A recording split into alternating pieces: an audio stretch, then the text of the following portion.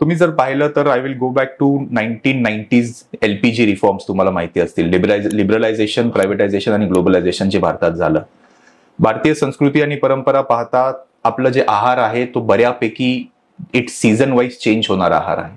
की हुरडा असेल किंवा उन्हाळ्यामध्ये खाण्याचे काही पदार्थ किंवा फळं असतील, पावसाळ्यामध्ये काही अवॉइड करायच्या गोष्टी असतील, श्रावणासारखा महिना असेल ज्याच्यामध्ये मांसाहार आपण टाळतो आपल्या संस्कृतीनुसार, या सगळ्या गोष्टी आपण फॉलो केल्यात खूप अनेक वर्षांपासून आणि अजूनही कराव्यात. त्याला काही शास्त्रीय कारणं आहेत.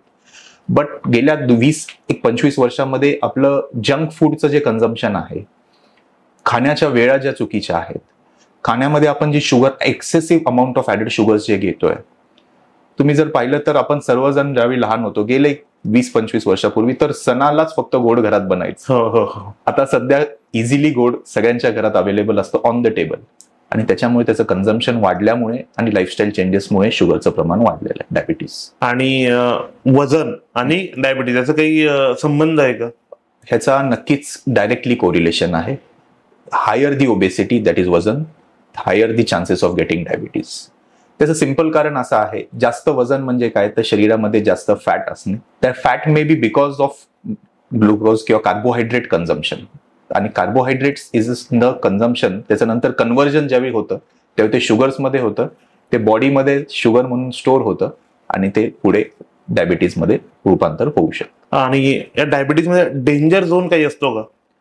डेंजर झोन हा असतो जर तो फर्स्ट एक जर मिसडायग्नोस्ड असेल आणि खूप हाय शुगर्स असतील तर.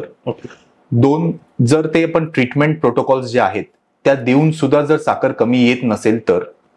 तिसरं, इन्सुलिनला जर बॉडी रेझिस्टंट असेल तर.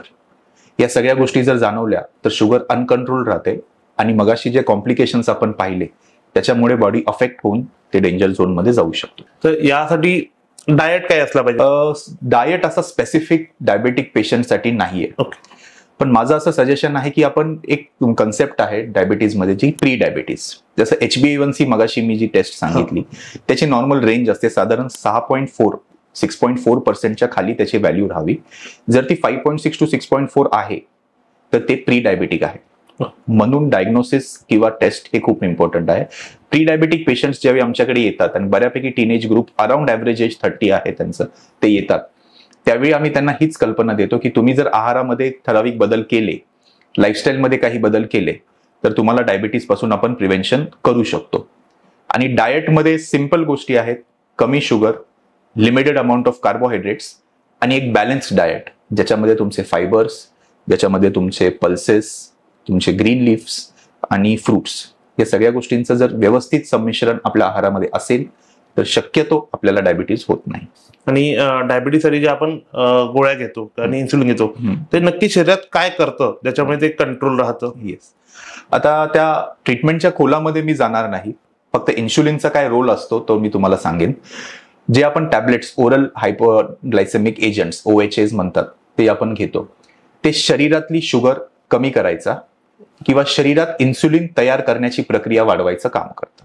2, आणि जे आपण इन्सुलिन बाहेरून जे इंजेक्ट करतो त्याचं काम तेच असतं की शरीरात पॅनक्रियास मधून तयार होणारं इन्सुलिन जर योग्य प्रमाणात होत नसेल तर आपण ते बाहेरून इंजेक्ट करून ब्लड शुगर लेवल्स नॉर्मल रेंजमध्ये मेंटेन करायचा प्रयत्न करतो. आणि यात बऱ्याचदा असं आपल्याला बघण्यात येतं की बाहेर कुठेतरी बोर्ड लागले असतात की या गोळ्या मिळतील त्यांनी तुमचं शुगर कम्प्लीट तुम्ही नॉर्मल होऊन जाईल, शुगर नाहीसं होऊन जाईल, तर असं होतं का? आता गोळ्यांवरती शुगर लगेच नाहीशी होते का, तर या गोष्टीला मी प्रमोट करणार नाही किंवा ह्याच्याबद्दल मी तुम्हाला एक सांगेन की तुम्ही सर्वांनी आता सध्या ऐकताय, सोशल मीडियावरही आहे किंवा रील्स, पॉडकास्टही आहेत, डायबिटीज रिव्हर्सल प्रोग्राम. मला ते विचारायचं होतं. डायबिटीज रिव्हर्सल हा शक्य आहे का, तर त्याचं उत्तर हो. येस. फक्त त्याला काय आहे तर एक, तुमचा डायबिटीजचा टाईप 1 आहे, टाईप 2 आहे. 2, तुमची जीवनशैलीमध्ये तुम्ही किती बदल घडवून आणू शकता, तुम्ही ऍट कुठल्या एज आणि कुठल्या स्टेज ऑफ डायबिटीजला आहात, आणि तुमचं treatment, it has to be a coordinated treatment plan. म्हणजे शुगर गोळ्या ज्या आहेत त्या, तुमच्या लाईफस्टाईल मॉडिफिकेशन, तुमचं डाएट आणि तुमची बॉडी त्या सगळ्यांना कसं रिस्पॉन्ड करते त्यानुसार डायबिटीज रिव्हर्सल होऊ शकतो का, तर त्याचं उत्तर हो आहे.